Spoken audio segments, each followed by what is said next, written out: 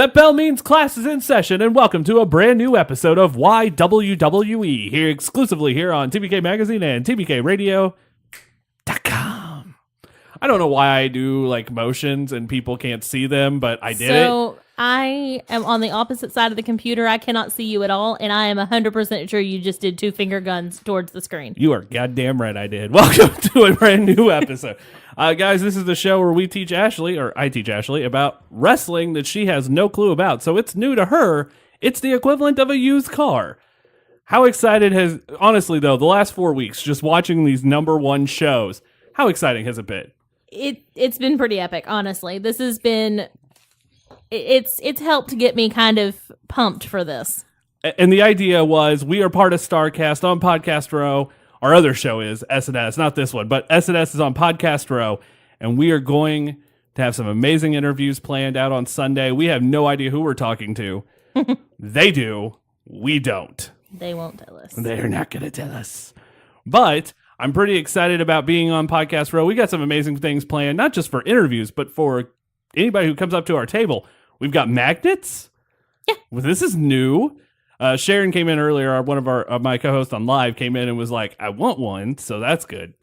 What else do we have? We have thumb wrestling. So this is a chance for you to step in the ring yourself and take on somebody, at least with your thumb. Yes, we honest to God have a ring Yes, we do. that your thumb can go in. And winners are going to get some cool prizes. Like we're going to give away, I know we're getting coupons to Buffalo Wild Wings, I believe, to give away. Nice. And everybody loves some B-dubs.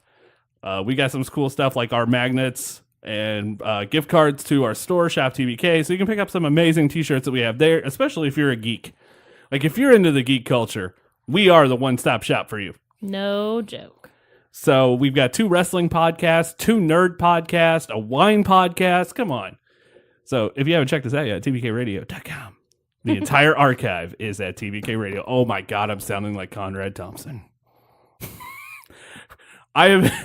We are in Starrcast mode, if you cannot tell. We are less than 24 hours away from the kickoff to Starrcast. And Richard is about to pee a little. by the way, special thank you to Jeff Jarrett and taking the time to do an interview with us yesterday. That was amazing. I haven't got to talk to anybody since that. And this is the perfect show to discuss that because we've seen Jeff Jarrett in 2 of our 4 shows. Yes. And I have to tell you, the kid in me yesterday was freaking the F out. Like, I'm sitting there, and I had questions wrote down. I just completely lost my notes. I was trying not to ask where the 6-sided ring came from because I knew. And then my dumb ass goes, because I was going to ask about how'd you find Don West because I had no idea how that happened. And my dumb ass just is like starts going, oh my God, it hit me. I'm interviewing one of my favorite wrestlers as a kid. That finally clicked. And it clicked around the end of the interview, like 18 minutes. I'm like, so how did you get the 6-sided ring, Jeff? Crap. Like, I was so mad at myself. I'm like, I know this story. Damn it. So that moment of, hey, I just talked to someone I grew up watching happened. So that's funny for me, and I felt dumb. I know that has nothing to do with what we're talking about today, but I wanted to discuss that because Jeff Jarrett's company, Global Force Entertainment, is actually the ones broadcasting Starrcast, so you can enjoy it at home. If you haven't done so yet, pre-order Starrcast, $99. That's it. Just $99. If you pre-order by the end of the night tonight, you can still get a piece of the all-in ring canvas. And that's pretty badass. Still think I haven't thought about ordering it. I told my mother today that I was like, I'm going to possibly order all in so you can sit and watch it at our apartment while we're gone. Because this is going to be the show of shows. It is. And we'll talk about that on Sunday after the show's over. And you can find us on our Facebook page, facebook.com/TBK Magazine, our Twitter at TBK Magazine, and our Instagram at TBK Mag. We're going to be doing videos, photos all weekend long. Now that that's out of the way. I mean, I have to, right? Hopefully Nutsy gets some wonderful adventures this weekend. Also, guys, if you see us walking around with a squirrel, get a picture with the squirrel. We're donating $2 per normal person and $10 per, I'm saying guest. Because I feel that's the most appropriate word because there are more than just wrestlers here. There are. So we're at a convention and being billed with the Insane Clown Posse. We have peaked. We have freaking peaked. That is insane. Epic. All right.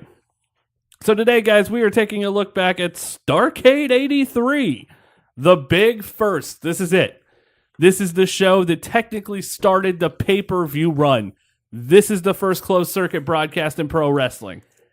And a lot to this show. First of all, let's look at the backstory. Mm-hmm.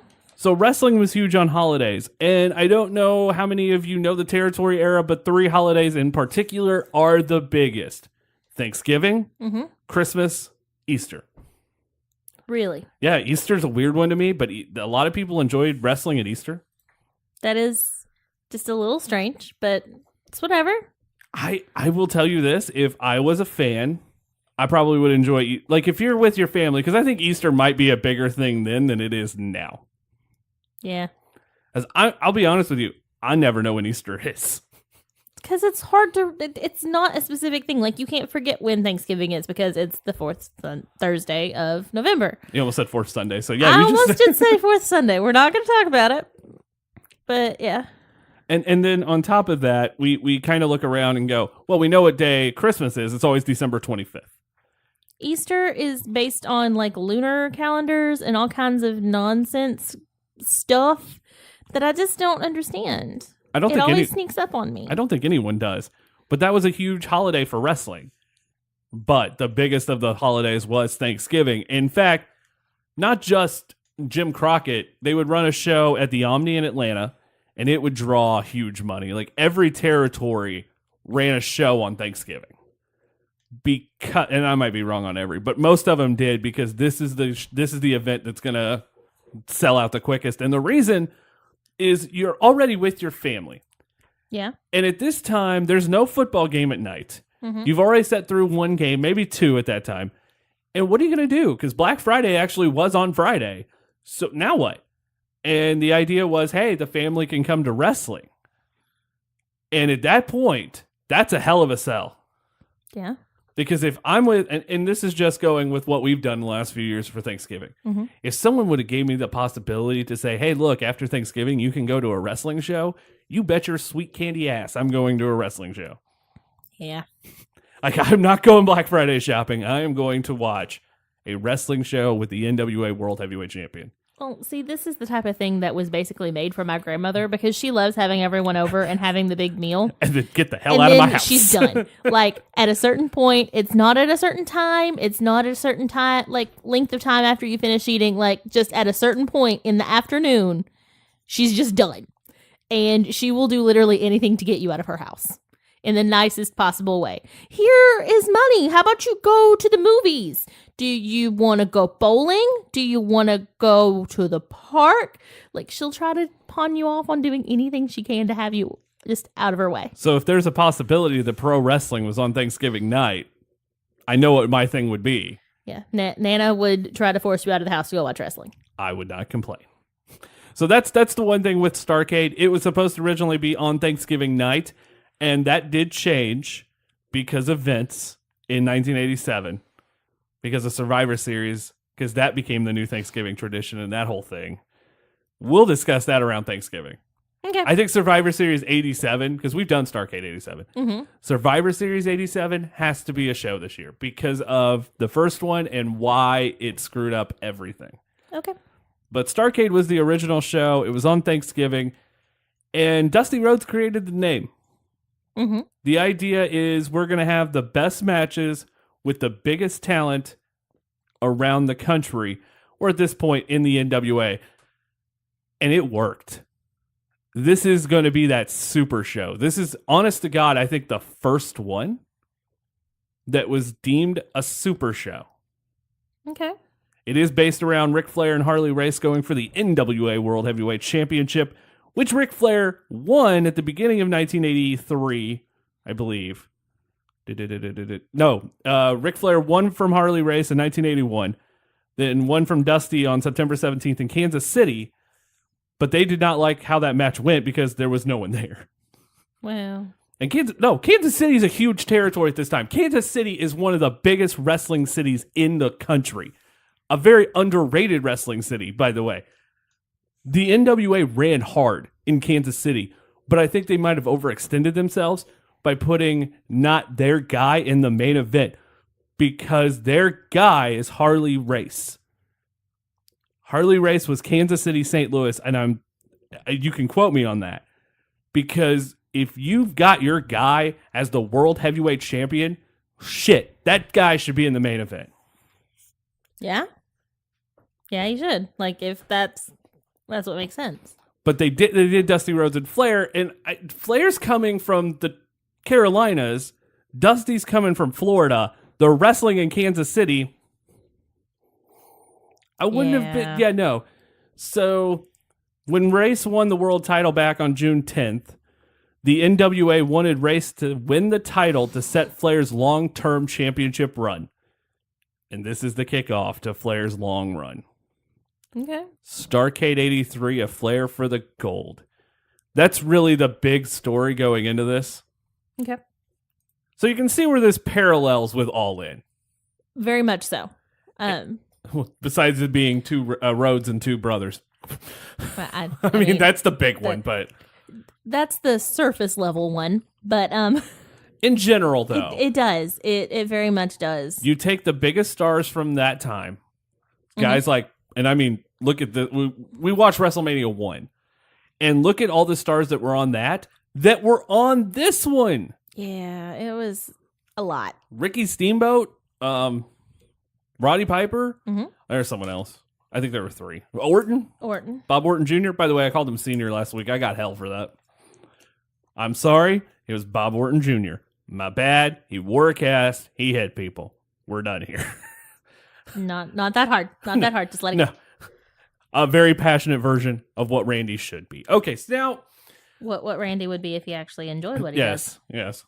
So we are pretty much at the show. That's it.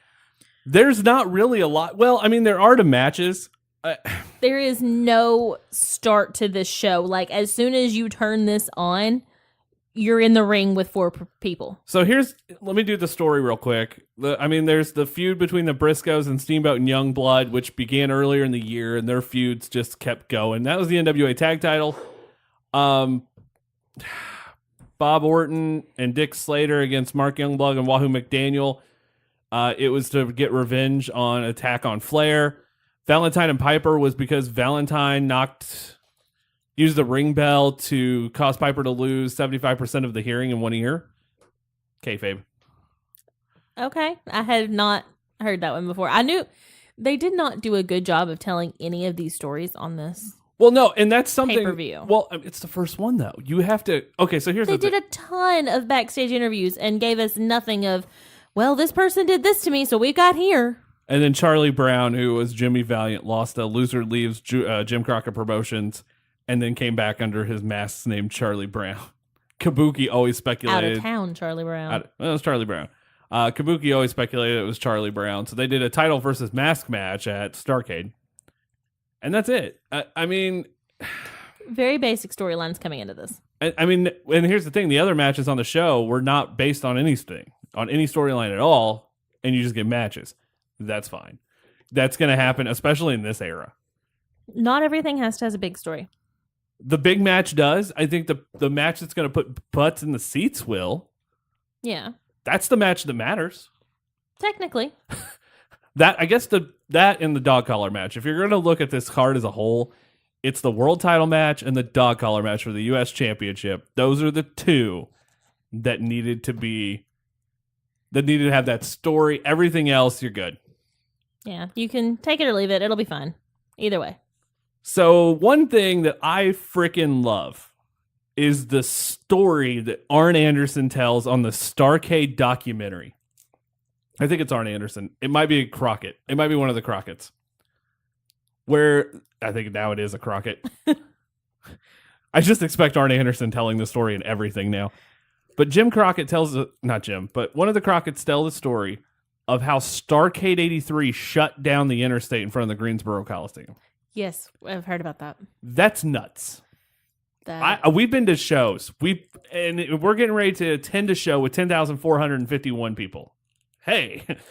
And we know that show is going to have a lot of people at it, and it's going to be a son of a bitch to get out of. But it's not going to shut down the road. No. There was not even close. And I don't know if it was just because there was 16,000 people there. It was 15,547 or 447. That's a lot of people for Thanksgiving. On top of normal Thanksgiving traffic, mind you. And I think that could be one reason why it shut down. But if you have 15,000, you got to think about it. Half of those people probably are driving their own car. So that's at least, you got to go for 7,500 to 10,000 cars going into that venue. Yeah. That's a lot. More than a lot. That is a lot. And is that something you really think of? So, Starrcade was the inspiration of Dusty Rhodes. That pretty much sums it up. I mean, this is, honestly, if you were to look at history, and I hope this is what repeats, is that Starrcade launched JCP to the nation. And gave us Jim Crockett Promotions, gave us the NWA, and then later on WCW. I think this is the event that starts everything.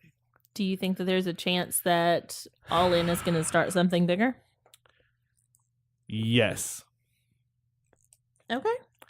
I believe that All In is going to do something that we've never seen since this show. And Which is what exactly? We're going to see all these guys put on this hell of a show. And by the end of the night, the question's going to be asked. Because once you get done with a show like this, what's the first question afterwards? When are you going to do it again? When's All In to? And that's kind of where I'm at right now. Is this going to have a sequel? I know WWE's talking about pursuing those guys, and that's something we've talked about on another show. It kind of goes with this because WWE took a lot of the talent from the show. I mean, you look at it from top to bottom, I'm like, there's at least 5 guys that were on WrestleMania 1. And by the end of it, I think almost every guy went through WWE. Yeah? The big names. Looking at it. The big names. The ones that matter. Because Jimmy Valiant was on WrestleMania 1 too, wasn't he? I think so. I mean, that's something to consider here. Let's look at that. All right, so let's start the show, which, by the way, WWE Network, if this is how it aired on closed caption, if this is how it aired on closed circuit, oh man, that was just, here's the show. You just threw us to the wolves, damn it. Like, that's all it was. They didn't even start. We just get straight into the show. There's no warning because there's a lot of blood on this show. There is a lot of blood. There's a lot of color, and they just throw us to the wolves. No warning, no graphic to start the show. Here's Starrcade 83. All right. We're in the ring. Yeah. Starts in the ring. All 4 guys are in the ring. They're talking about the match that's about to start in like 4.5 seconds. It's the Assassins, assassin number 1 and 2, versus Rufus R. Jones and Bugsy McGraw. Do we know who the assassins are? No, and you never do. Really? Yep. Huh. I mean, you could probably find their names. I mean, I think Assassin 1 was Jody Hamilton, and Assassin 2 is... Oh, Assassin 2 is Hercules. So I was about to say, like, did they go on to be something other than one of the assassins? Yeah. Here's the thing. I know that one of the assassins, and I think I might have been the assassin number 1, got inducted into the WCW Hall of Fame, I think, at one of the Slamborees. Only one of them? Well, the second one didn't really have the best career, but the first one still did singles competition. As the assassin. That's really weird. No, when you have a tag team, you're just like, well, I'm done. That's pretty much what happened. Well, and it's not that you have a tag team. Like, as you see people that are half of a tag team go on to be great singles performers all the time, but not as assassin number 1. Assassin number 1 founded Deep South Wrestling, where he had to retire from a back injury in 1988. After Deep South closed, Hamilton worked exclusively for WCW on the booking team. Huh. That's something to consider. That is impressive. Also born in St. Joseph, Missouri. So, yeah. How close is that to you? 4. So it's not. It's north of Kansas City. It's like 35 minutes north of Kansas City. I think that's St. Joe. You think? I might have got it wrong. I don't care at that point. Like, I know it's somewhere. Hey. All right, so let's just go into the match. I figure you have notes. I don't have notes so much as I drew a little stick figure man who is dancing. No, I don't think you understand. No, she did. Was the match bad? There was a lot of dancing in this match. Oh yeah, no, that was Bugsy McGraw. Let me tell you something. Bugsy also, McGraw. Rufus R. Jones and Bugsy McGraw were actually fun to watch. Like they were all over the place, like the whole time. And then he like sat there and spun in a circle for 15 seconds for no reason. Worth every second of this. I don't understand. I mean, really a lot of this match was punching. Yeah.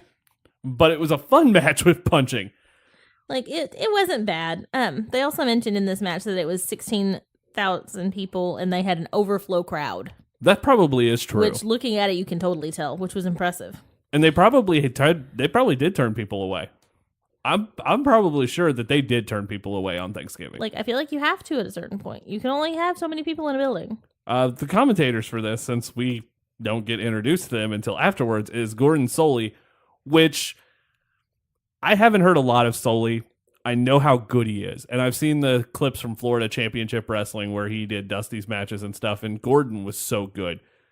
The best Gordon call that I can remember is from Clash of the Champions 7. New York, it's either 7, 8, or 9. Okay. It's called New York Knockout. Mm-hmm. It's Ric Flair and Terry Funk. And in an I Quit match.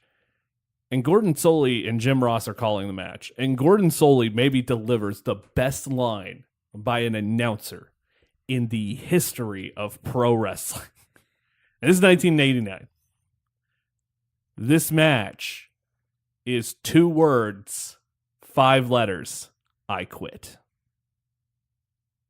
And as a fan, especially that young, that's when you felt like, oh, this is for real. Yeah, Gordon Solie could sell a match. Gordon Solie was great. I never understood why he called it a suplex, but that is the honest to God should be pronunciation of suplex. It's because it's French, and in French you don't pronounce X. He's the only We discussed this. Yeah, no, it is the honest to God, I think, in the way you're supposed to pronounce it, and he's the only guy I've ever heard call it a suplex. Well, I'm gonna say this, and you can be mad at me if you want to. It sounds dumb. No, I mean, he's the only one that does it. It sounds too much like souffle, and now I'm hungry. Yeah, I could see that. Like, whether it's supposed to be that or not, it sounds dumb to say souffle. No, I agree with Suplex that. sounds much more...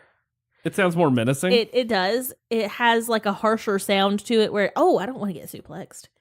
But, I might like a souffle. Like, does that make sense? No, I get you completely. Like it's kind of weird. Like you hear it and you're like, what the hell? All right, whatever. We get Bugsy McGraw cleaning house after Rufus tags him in. Rufus's trunks, by the way, were 4 sizes too big. Yeah. They were sagging. I mean, sometimes you just gotta let it go. You can't pick on everything. The Assassins switch and get the win with a roll up for the 1, the 2, and the 3 in 8 minutes and 13 seconds.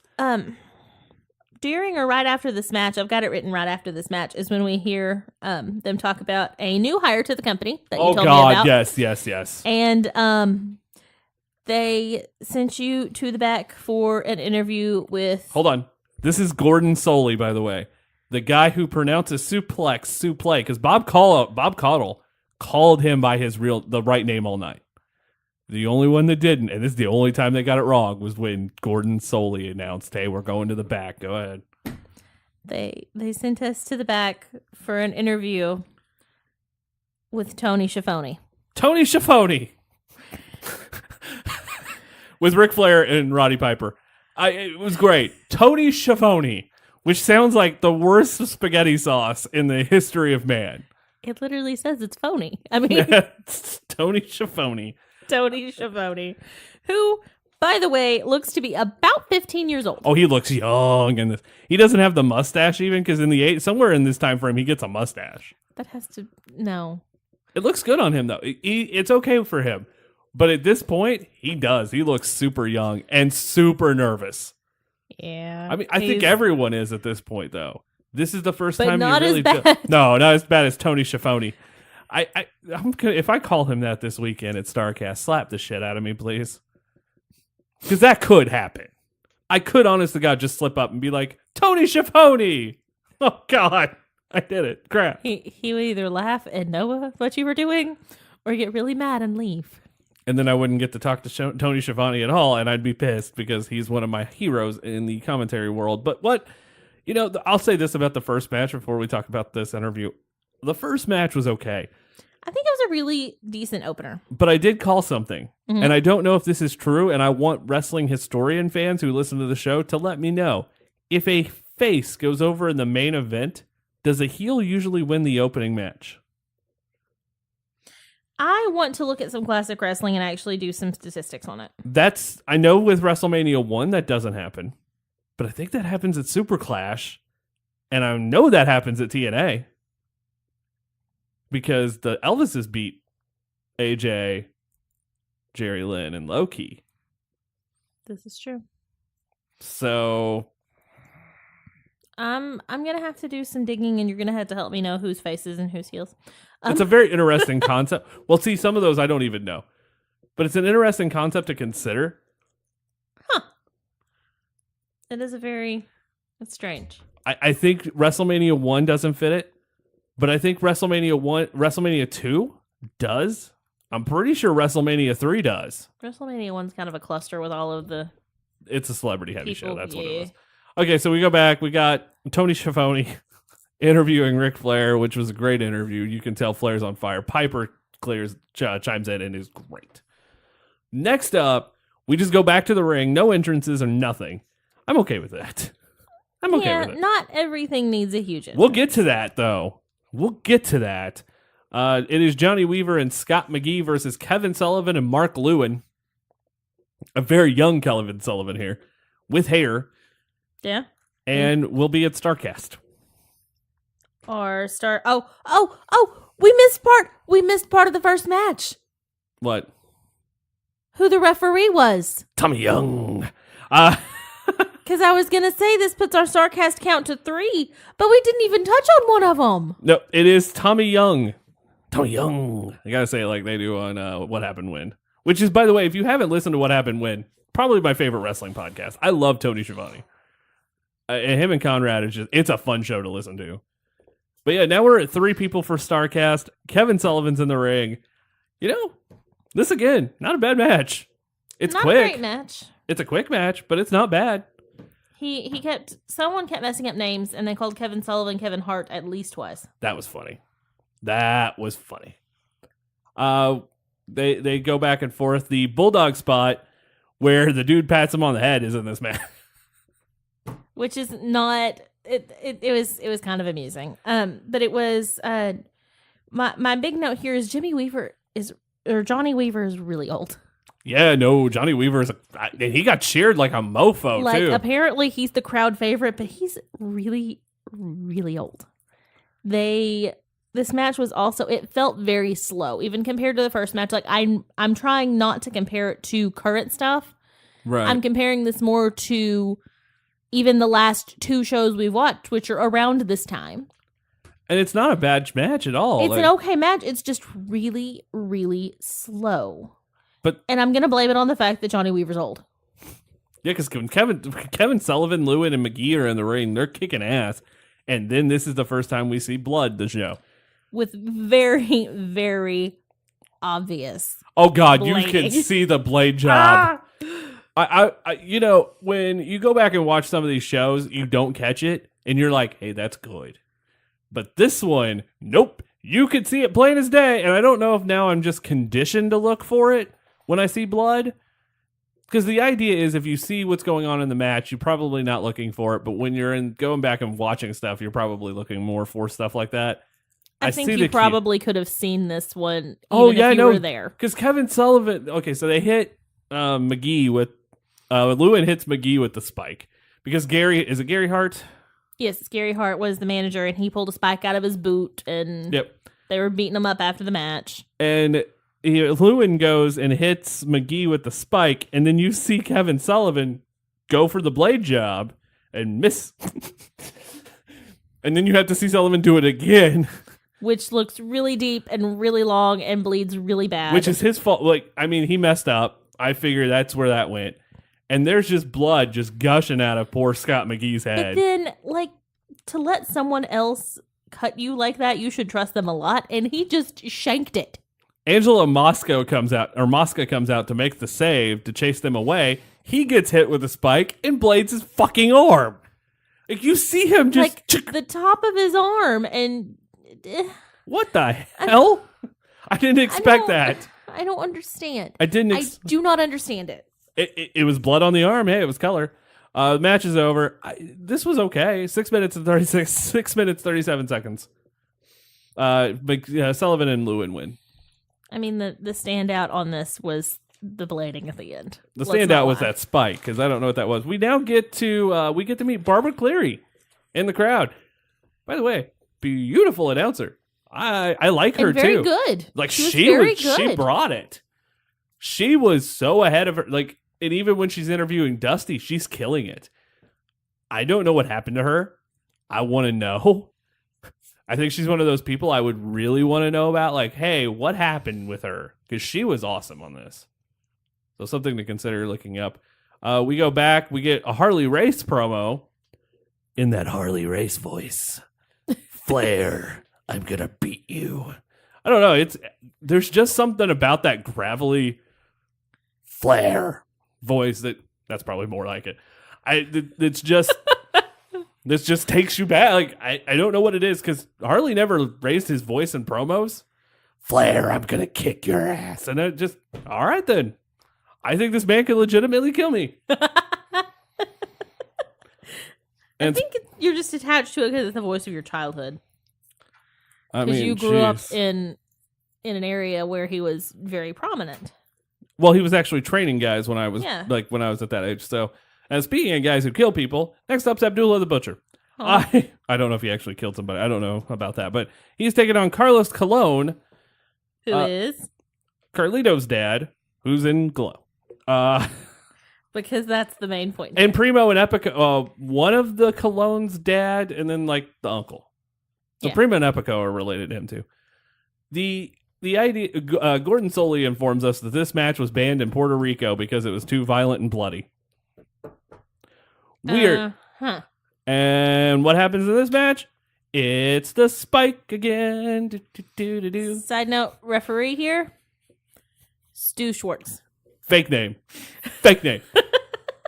I heard that and I looked over at you and went fake. And that's not real. That is not a real name. No one names their kid Stu Schwartz. They might though. I mean, it is the 80s, so maybe. So my notes on this are spike, blood, biting. Yeah, Colon gets the spike, hits Abdullah with it. Abdullah is gushing. And then he bites his freaking head. And just keeps doing it. And then he's like covered in this blood. His blood's in his face and his mouth. And you have to be really friggin' trusting of this other person that they don't have some weird disease that you're now going to die from because you bit them. And... Sorry. What the hell? That got violent. And all of a sudden, then, we get a run-in as Cologne's working on Abby's leg. And then the ref gets taken out by an elbow from Abdullah, which was fantastic because he looked like he killed the ref. Yeah. Stu Schwartz just got put down, and it was horrible. And then someone comes out to help Abby, and it's future Spanish announcer Hugo Savinovich. What the fuck? I don't know. And then I don't understand it. Where do these random people come from? Abdullah wins in 4 minutes and 29 seconds. Where do these random people come from? This is probably the worst match on the show. I think, anyway. I think this is the worst match on the show. I kind of feel like you knew what you were getting into here. Yeah, I'm not the biggest... Abby matches are good when he's with someone. Like, him and Cactus Jack, fantastic. It's even better when they put when they put Missy Hyatt in the water trough. But that's fine. Abby with Bruiser Brody. Freaking fantastic. And yeah, no, those matches were bloody, but they were good, and you knew what you're getting yourself into. Anytime I see Abby when he's fried in the chair during the what is it? Halloween Havoc. Yeah, match, the Chamber of Horrors match. Yep. That's funny, and God bless him for doing that. Yeah, that was. I don't know. We might do that for Halloween. Oh, But- please no! You already made me watch it once. Well, You already made me watch it. We're gonna do once. one. No, We're gonna do a Halloween Havoc not for that Halloween. one. We Please might do not one of that the. We might do 2000s Halloween Havoc. Is that bad? Yeah, Oh. we'll do a good one and a bad one. So, All right. so we get to this match ends and it's whatever. Abdullah wins. We now go to the back. There's something I forgot to touch on. When we see Gordon Soley and Bob Caudle with this backdrop, You're trying to decide whether it's just like It's- cardboard or it's cardboard and spray paint. I'm 90% sure and stickers. it looks. I get it. This probably was great for 1983. But in 2018, this looks like the biggest shit set ever. I'm pretty sure I could make that set for $27. I'm pretty sure you could make that set for $4 at that time. Yeah. I mean, the top of it, and you can tell the top of it is gold spray paint. 155%. That is gold fucking spray paint. I mean, sometimes you got to work within your budget. Angela Mosca, we go to the back. Angela Mosca might have only one arm, which, I mean, he got gigged. So, And he's got all of this blood on this bandage. And then this poor dude. McGee's just sitting there, just is gushing sitting still. there. Like, It just- looks like he hasn't even wiped any of the blood off of him. It's like, dude, it's been like 10 minutes. It was rough. Next up, we get Wahoo McDaniel and Mark Youngblood versus Cowboy Bob Orton and Dick Slater. This was surprisingly damn good. It was way better than I expected. I love Wahoo McDaniel, though, so that helps. Do you have notes here? Referee Tommy Young. Tommy Young. Sorry, I know I'm gimmick infringing now, but Yeah. it's okay.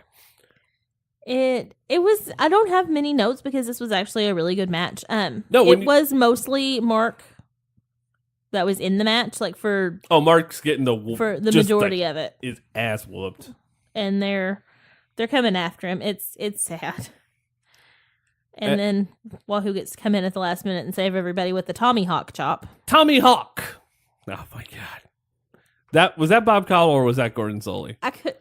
That might have been Bob Caudle. I can't tell the difference. Well, I don't listen to the announcers as much.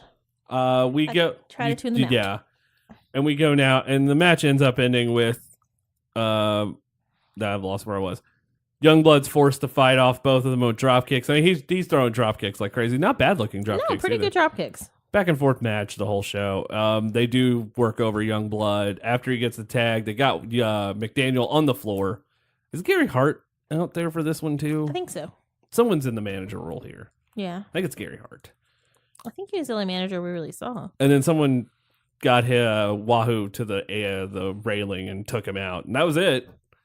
Because they finally got Youngblood, who couldn't finish it off. And the heels win. Orton and Slater. Hard. Orton and Slater win in 13:51. It was Great match. it was much better than I expected to see for a match on this card, honestly. I love heels. I love when they're good. I love when they're chicken shits. That was this match. Slater and Orton were fantastic. Wahoo's that perfect white meat babyface who's going to make that comeback and the crowd's not going to hate it all. He is he's that Johnny Gargano kind of guy. Yeah. And I mean, it was just awesome. This was great to see because the crowd was so into this match. It is really weird to see the entire crowd get so into something like this. Like they were just excited about everything the whole time. And I mean, it's fun. It is. This crowd is on fire. 100%. We now go back to the back where Ric Flair is getting prepared. And there's Ricky Steamboat with Tony Schiavone. That's going to be a thing all night. Schiavone. Youngblood is still... Yeah, no, here's the thing with Jay Youngblood. I said this when this promo was fit. So Ric Flair cuts this awesome promo. Ricky Steamboat cuts an okay promo. Ricky was never a great promo. Jay Youngblood goes to cut a promo. How do I put this as nicely as possible? Ah. Jay Youngblood should have just let Ricky cut both. It's you don't always have bad. to talk. It was a bad promo, but it is what it is. We now go back to the ringside area. Side note, during this promo, Yes. I think it was actually Ricky that called them Jack and Jill Briscoe. Yes, and that that was funny. That was funny. Yeah, and we go back to the ringside. It is the NWA World TV title in a 60-minute match, but if a pin occurs within 15 minutes, the TV title changes. Holy crap, that's convoluted. And to add, Because the entire thing is not convoluted? if the Great Kabuki had won, Charlie Brown would lose his mask. Okay. Side note, how ridiculous does Charlie Brown look with the mask on and just hair? You knew who it was. Like, even when you just saw him, like, that's Jimmy Valiant. All right, I knew it. But it's funny because that is actually a Dusty storyline 110%. Dusty lost like a loser leaves town match and came back as the Midnight Rider. Okay, then. And that is 100% I know a Dusty thing, and I love it. I love little things like that. It's goofy. You know who it is, but it makes for a great story. That is a really crazy look with that mask, though. Yeah, this mask is terrible, but whatever. The match goes back and forth. Kabuki gets some good offense in. I see Mist for the first time. Yeah, which is impressive. I didn't know that was a thing in 1983, but a lot of back and forth pins here. The crowd is 100% behind Charlie Brown, Yeah. wanting to make sure he wins the title and doesn't get it pulled away like Lucy does with the football. And I can't handle you today. Kabuki goes for a charge. Charlie Brown hits the good grief elbow and gets the pin in 10 minutes and 23 seconds to become the new NWA TV champion. It's called the good grief elbow? No, I just added that. Oh. Well, that actually makes me a little sad that That was not the actual finisher move. It was before the people's elbow was a real thing. It's just now the good grief elbow. Got me all excited over here. Oh, I forgot. You just took it away. I forgot. We go back. You pulled it away at the last second, Richard. That's what I do. We go back to Barbara Clary before this match, who is trying to interview Dusty, and the sound goes out, which makes me sad. Because Dusty's cutting a promo, and you can tell the passion coming in that promo, and there's no mic. I mean, everything can't go perfectly. This is the first one. Something's got to mess up somewhere. So Their ring didn't break. This is true. Do you know what? This might be something to look at for all these big shows. Okay. What was the thing that messed up? Because on this show, it was sound. Yeah. I want to know what happened at WrestleMania 1, because I know something did. It had to have. We know TNA's ring broke.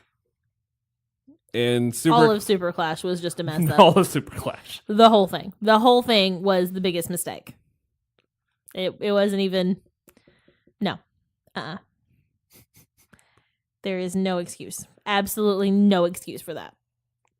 It was whatever at this point. But we go back to the back with Harley Race, who's cutting a promo, and he's upset that the promoters for the show have barred Slater and Orton from the ringside.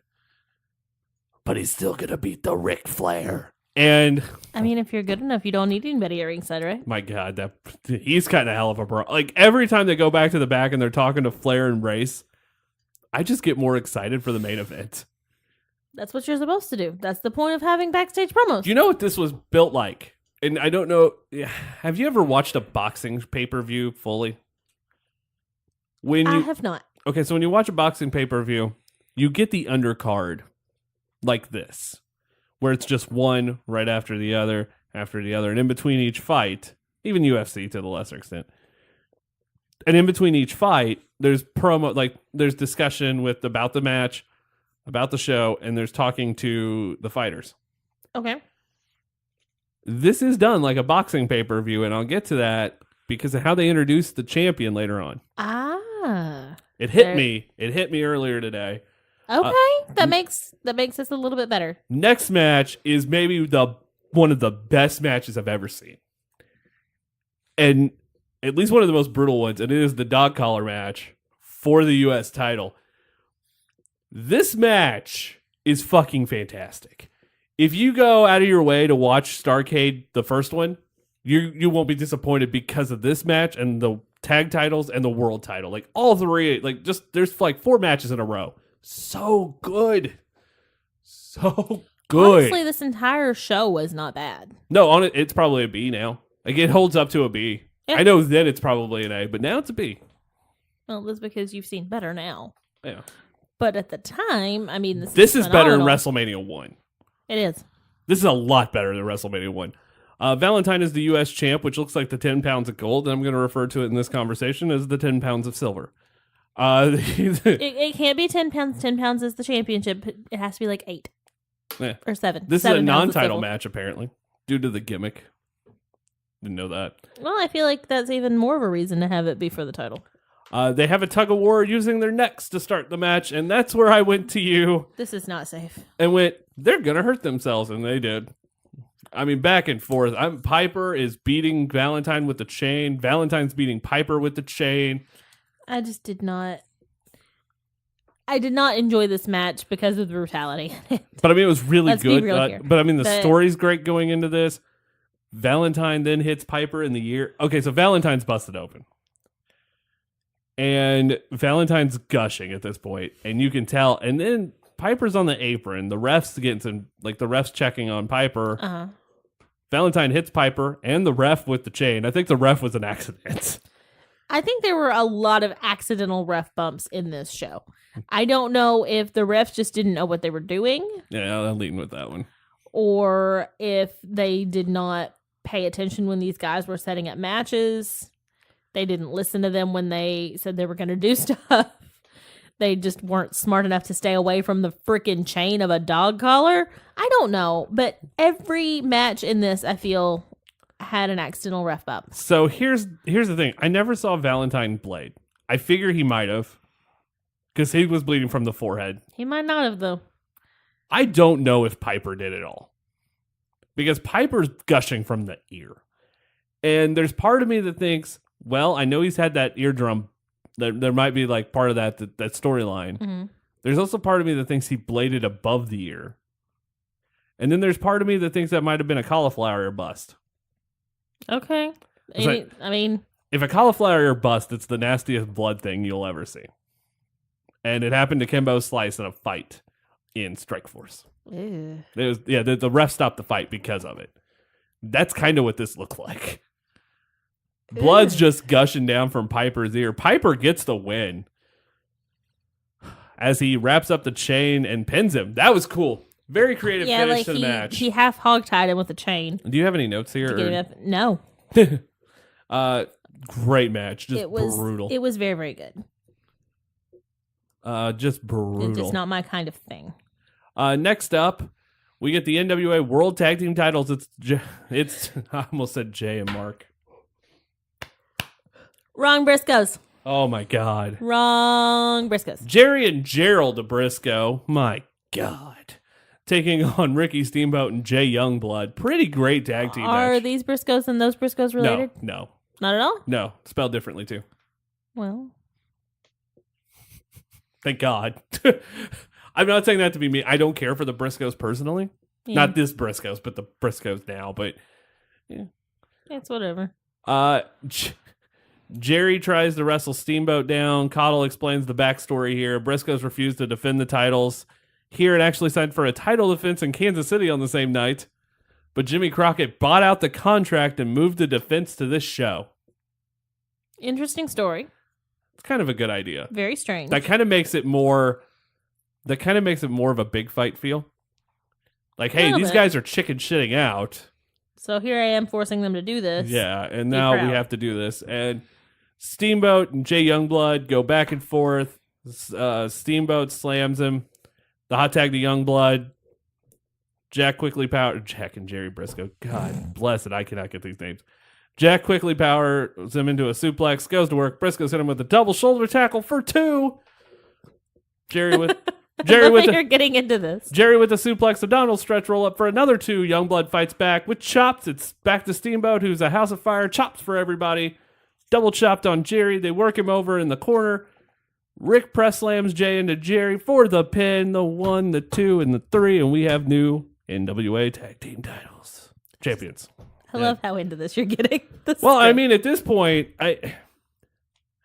it's kind of hard to go back without taking notes, like preferably on move after move after move, to discuss a match when it's really good. And I don't know if anybody's like this. When you watch a good movie, you don't, like, you can say this part was great, this part was great, but you don't really have much to discuss. Because you're too busy enjoying what you're watching to be able to pay attention to what you're watching. And when you watch a bad movie, you can tell everything that happens in the fucking movie. Unlike the previous last 3 weeks, where it has been bullshit. There's not as much to say on this show because the show was good. Like, this is honestly the best show. It's a good thing to have fewer things to say.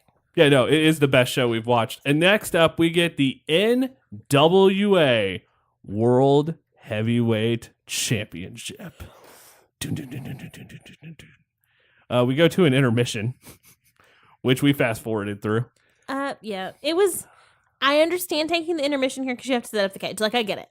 This is not WWE current day where you can just lower the cage and it takes like a minute and a half. Or like the one that happened at the takeover where it was like spread out and then it just poof over the ring. That was really cool. I need to do that on the main roster. It was like a reverse box. It's great. But there's a lot of promos happening, whatever, blah, blah, blah, blah, blah. Who cares? Okay, so we get to the world title. Okay. Gene Kiniski's the referee. There's a $25,000 bounty from Harley Race. Classic step. No, this is Harley Race put a $25,000 bounty on Ric Flair's head. Okay.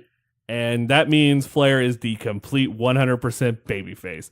Like, it's the idea to wear him out, take him out before this title match so I don't have to defend it. Great 80s wrestling. Like, that is old school wrestling storyline, 100%. The match, we go to what is this moment, and I know you have his name wrote down. Tiny singing the national anthem out of nowhere? Oh.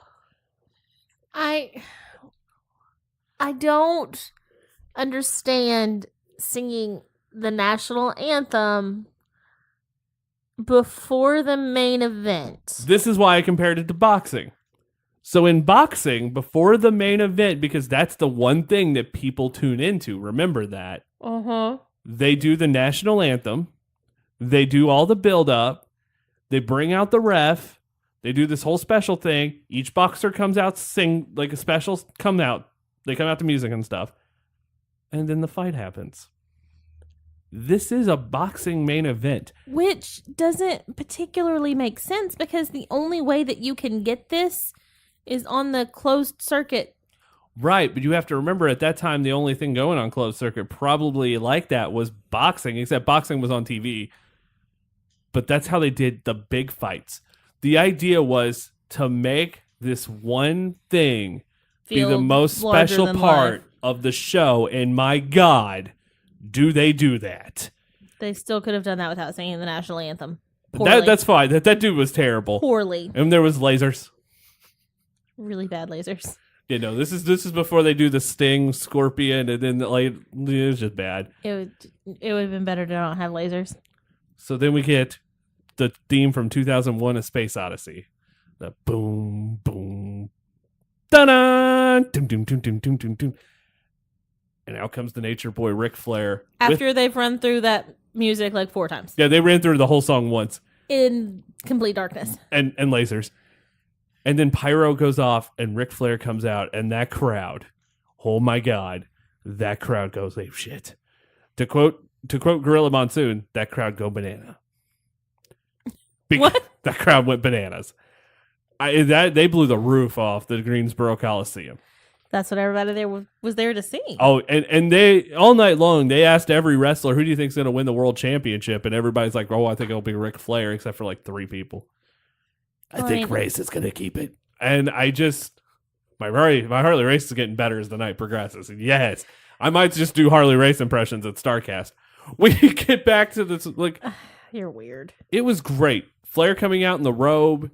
This is an amazing entrance for 1983.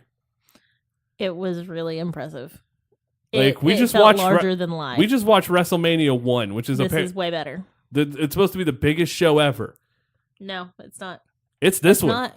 It's this one. My God. But I will say that after all of the fanfare that Flair came out with, it was kind of underwhelming to see Harley Race's entrance because you could barely tell that it swapped from Ric Flair's strobe lighting to Harley Race's red and blue lights. Like it goes flashing red and blue. Harley Race walks out on the other side of the arena in his red and blue robe.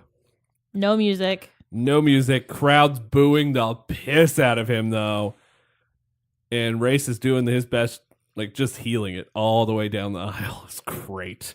I mean, he did his job. He did exactly what he was supposed to do.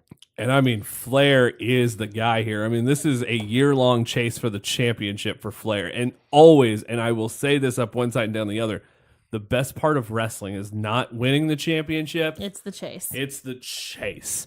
Like, I think the most modern day thing is Kenny Omega with the IWGP Championship because we watched that. That was the first Wrestle Kingdom we ever watched. It was. And that match was tremendous. And I was sad that Kenny lost. Yeah. Then they do the rematch at Dominion. And I thought, this is it. This is Kenny's moment. And they draw. And then they do the match during the G1 and Kenny wins. And I'm like, Kenny's got to get another title shot eventually. It didn't happen for almost a year. When Kenny got that title shot and it happened, it just exploded with emotion. That's the same principle that's going on here. The emotion is driving this match. It's a slow match. That's the best kind of match, though. It's a slow match, but it worked. It's a really slow match, but it's so good at being slow. It's a great match. It's almost MMA-esque. Like if you were to look at this match now and compare it to anything, this is an MMA fight. I could see that. I mean, there's a lot of submissions, a lot of just punches. I mean, they're doing the typical wrestling stuff, but I mean, Harley Race is working on the leg. Flair's working on the leg. They're going back and forth. It's just great. It is definitely worth it. We get the shoulder breaker. Harley Race throws Flair into the cage. No blood after that one, by the way. I was very impressed with how long it took for there to be blood. It was much better than some of the Ric Flair matches that I have seen. Flair goes back to the cage. Goes Flair. He fights back. Race puts him into the cage again, and we have color, which makes sense in this match.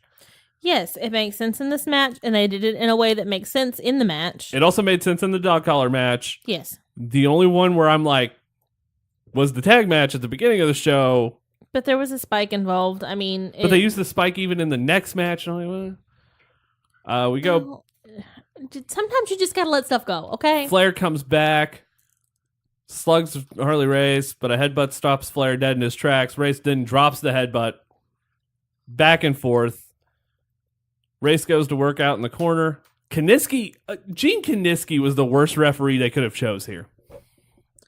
He was in the way literally the whole time. He stopped the match. Over and over and over. Like, he stopped Ric Flair mid-strut. For what reason? What is the purpose of that? Flair threw, was it Harley into the cage or was it Flair going into the bar? Whoever hit the bar, Kiniski yelled. It was Flair threw Harley Race into the bar of the cage. Mm-hmm. And Gene Kiniski just stopped the match dead. Honest to God, if there's a gripe about this match, it's the ref work.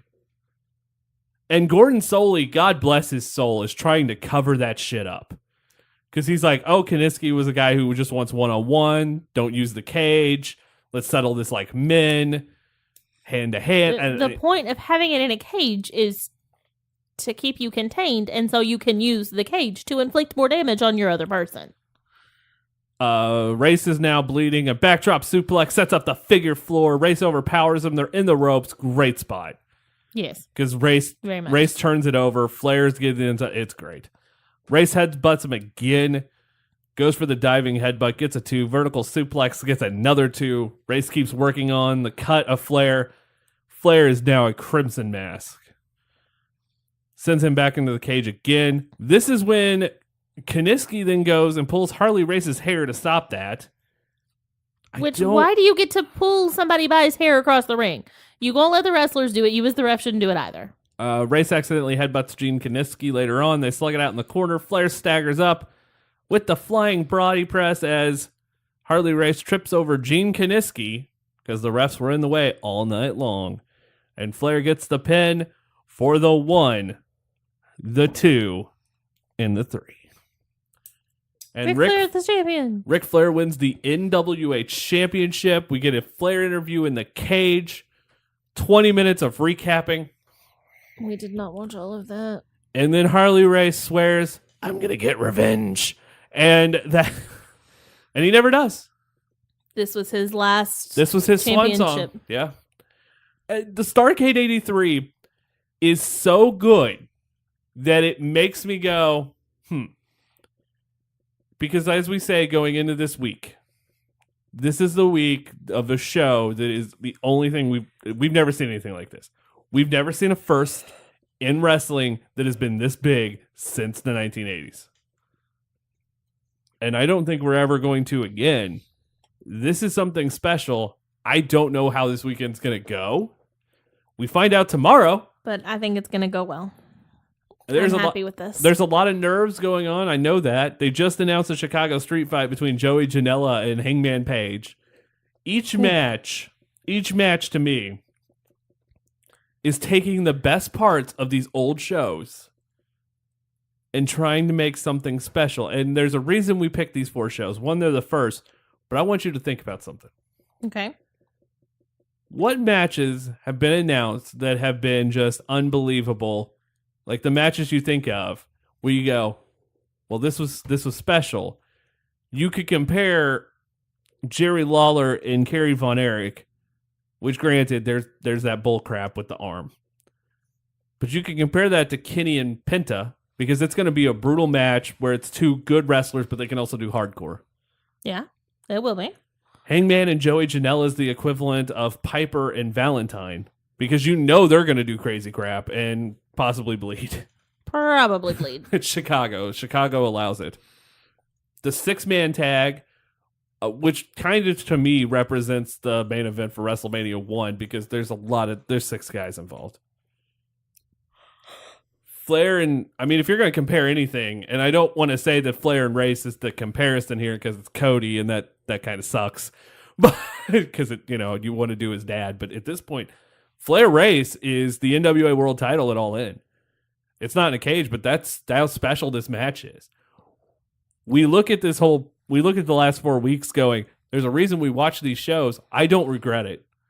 I don't know how you feel. I kind of regret one, but we can look past it. Super Clash 3.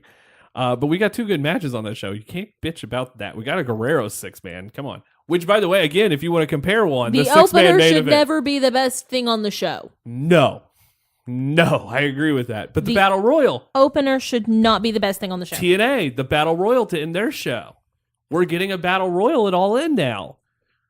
There's all these matches are coming together, and this might be the best. It all comes around. Yeah, this could be the best show of the year. And a lot of people, and I get it, I've seen a lot of dismissal of this show because it's, it's the Bullet Club. There's some sort of a stigma online with the Bullet Club where it's just like it's these really smarky fans that enjoy it. And I get that. But I think the thing is Cody said it best. I'm not anti-WWE, but there's so much more. Yeah. And I got that quote fucked up. Yeah, it's a loose interpretation of the quote. It's fine. If you watch this week's Being the Elite, it's even better. But this is not to try to spite WWE. This is trying to bring together the best of what is outside of that and bring it to a forefront and kind of honestly remind people that other wrestling still exists. And that's something that I think we forget because we remember, you got to think back in the day. WWE doesn't, okay, this is what it was. WWE doesn't own wrestling. We own wrestling. And we're all in. Cody's right. Wrestling belongs to the fans. And I think we forgot because we've just watched 4 different promotions. More than 4. No, 4. Well, but one show ran under one banner. Yeah. But we just watched 4 different shows, not from the same company. Yeah. Each show had a different feel to it. Very much so. And yet, I can still see the production in that WrestleMania compared to what's now. It's a little sad to think about that because, I mean, look at Starrcade 83 and how different it was. TNA looked different at the time. Super Clash 3 even looked different at the time. I mean, all these shows did something different. And I think that's the thing we forget because I grew up in the Monday Night Wars, which eventually we're going to do a show over. Okay, I'm excited about that. Which we don't have to watch anything for. That's just a bunch of discussion. But the thing is when you grow up in that era, you have two choices. You could watch WWE or WCW. And a lesser extent, ECW. But you had two choices on Monday night to watch. We always clamor. There's a group of fans out there. I don't know why I'm getting all philosophical all of a sudden, but this is how I'm ending the show this week. There's a group of fans out there that always clamor for the Monday Night Wars again. Go ahead. I know you're going to.